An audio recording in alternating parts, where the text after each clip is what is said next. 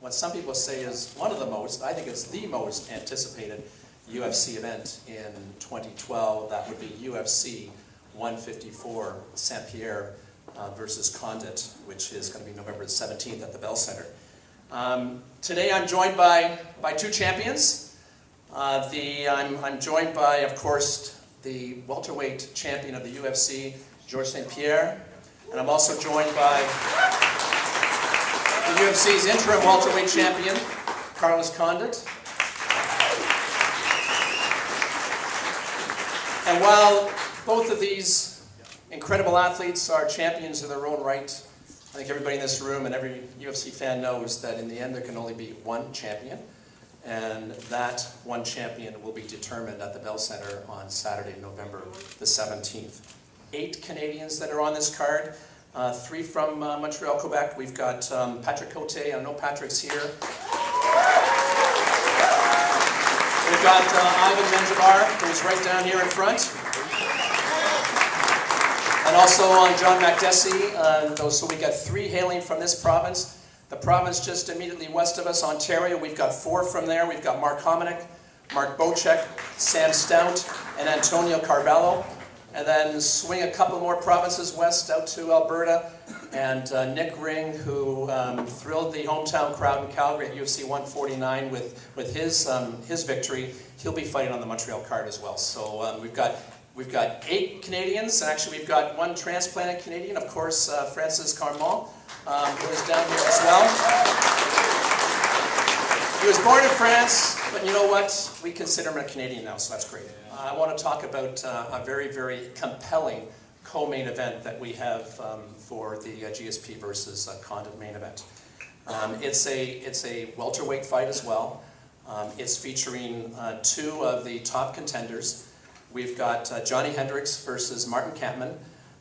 And both these guys feel that whoever wins that fight is going to have a chance to go after whoever wins this fight. You know, if you look at it, Martin Kampmann was the only guy to defeat Carlos Condit in the UFC. So he feels that he's will have earned the right if he beats Hendricks on November the 17th. And of course, you know, Johnny Hendricks is no slouch either. In his last 2 fights, he beat John Fitch and Josh Koscheck.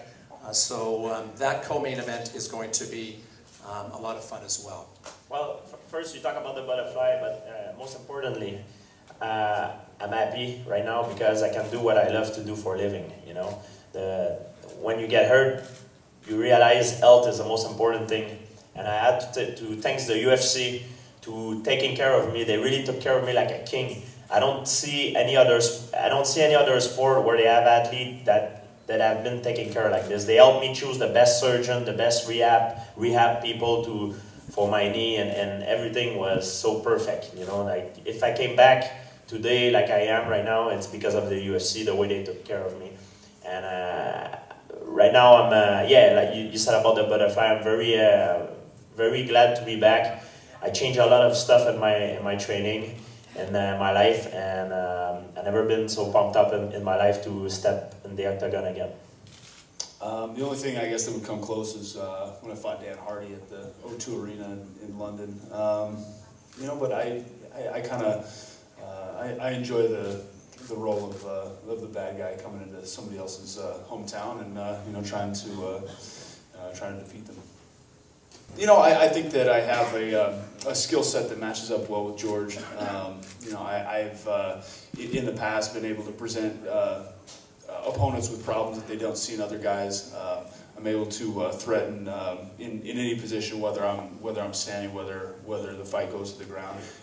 And you know, I'm thinking that my well-rounded abilities are going to you know, definitely come in handy. Heading up my camp for this fight is going to be Chris Luttrell, who is one of you know, he's one of the founding members of Jackson's. You know what? No, nobody in particular didn't, you know, abstain from training with me because of the relationship with George. You know, I think guys that are real close with George, you know, train other places and come to Jackson's to do parts of their camp there. But you know, for the most part, the core guys are, you know, well, the guys from Albuquerque. haven't had a problem to train with him. Greg told us that he won't be helping either of us. Of course, he's teaching his class, that's what he do for a living. But at the tactical point, he won't help either of us. And Carlos is training with his crew in Albuquerque. I'm training with my guys in Montreal, and November 17 we'll be alone in the cage. It's going to be me against him, and the best man will win.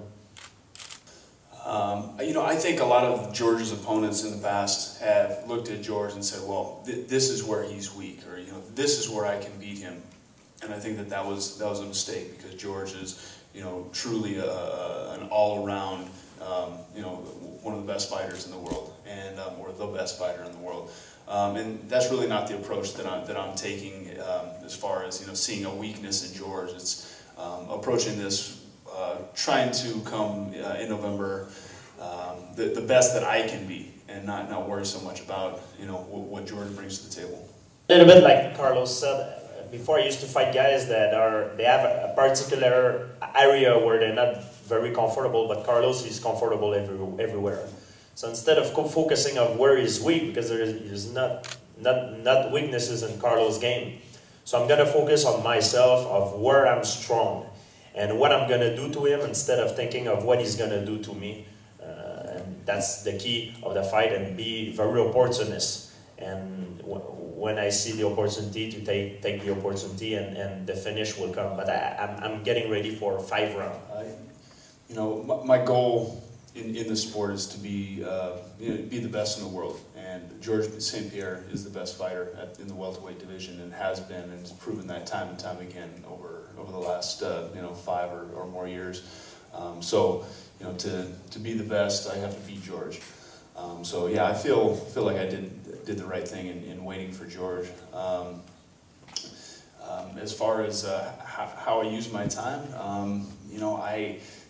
there's a lot of things in my game that I needed to improve on.